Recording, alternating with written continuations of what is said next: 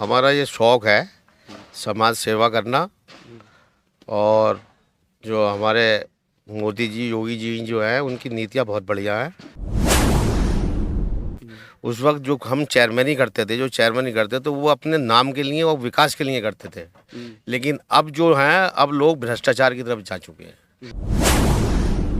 तो संभल में जब से हमारे डीएम साहब आए हैं और ईओ साहब आए हैं, इनका जो ट्रेंड है विकास का, ये बहुत अच्छा।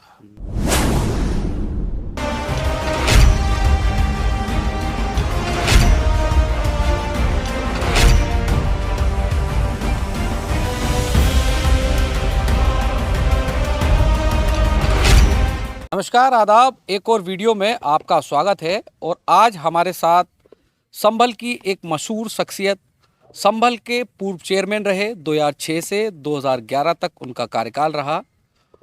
और वह शख्स एक सामाजिक संगठन भी चलाते हैं और एक व्यापारिक एक संगठन है, उसके भी संरक्षक हैं।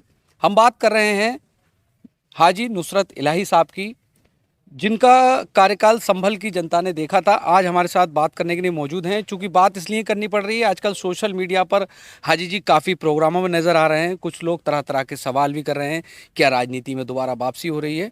हाजी जी, कई तरह के सवाल कमेंट्स में आ रहे हैं, लोग सोशल मीडिया पर पूछ रहे हैं कि आखिर माजरा क्या है। माजरा कुछ नहीं है, हमारा ये शौक़ है समाज सेवा करना।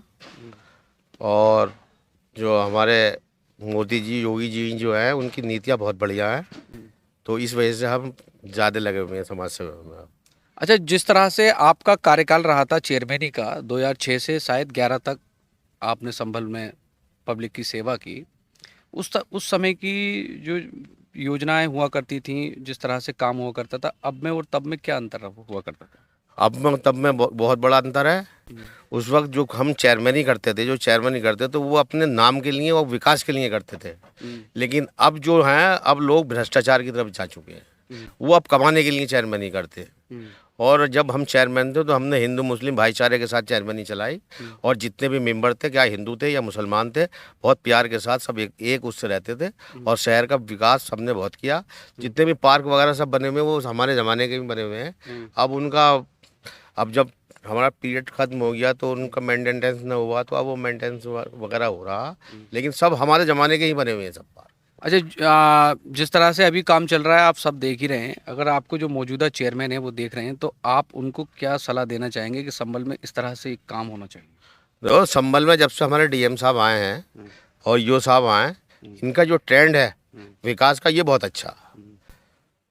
तो यही दोनों के दोनों जो है, इंशाल्लाह संभल की काया पलट कर देंगे। और बहुत बढ़िया तरीके से ये लेके चल रहा है। और जहाँ जहाँ भी इन्हें पॉइंट मिल रहा है, उसे बिल्कुल सही तरीके से यूज़ कर रहा है। अभी डीएम साहब ने आपको एक प्रशस्ति पत्र भी दिया था, क्या मामला था? वो डीएम साहब हमारे प्लास्टिक मुक्त चाहते हैं ना। तो थोड़ा एक मसला था कि वो स्कूलों के लिए, यानी कि लोटा, वो प्लास्टिक के कोई वो नहीं होना चाहिए। तो लोटे वगैरह जो पीतल के, वो हमने अपनी संस्था की तरफ से दिए थे। तो इस वजह से उन्होंने जो हमें। अच्छा, आपने इसलिए आपको प्रशस्ति पत्र दिया। आपकी जो एक संस्था है, जो व्यापारिक संगठन है आपका, जो कि व्यापारियों, वो किस तरह से काम करता है? वो इसी तरीके से काम करता है, यानी गरीबों की मदद करता है और प्रशासन का सहयोग करता है। प्रशासन किसी चीज़ को कहता है तो उनका वो करता है। और बढ़िया संगठन है। और अभी पिछले दिनों में सफाई कर्मचारियों की किट दी थी। सब देखते हैं किसको क्या परेशानी है। और उसके ऊपर महिला वो स्वच्छता का अभियान, इन पर ज़्यादा जोर देते हैं। चूंकि ये व्यापारियों से जुड़ा हुआ है, तो व्यापारियों की जिम्मेदारी बनते जाइए स्वच्छता को, साफ सफाई, जो कि केंद्र सरकार के भी पूरी मुहिम है।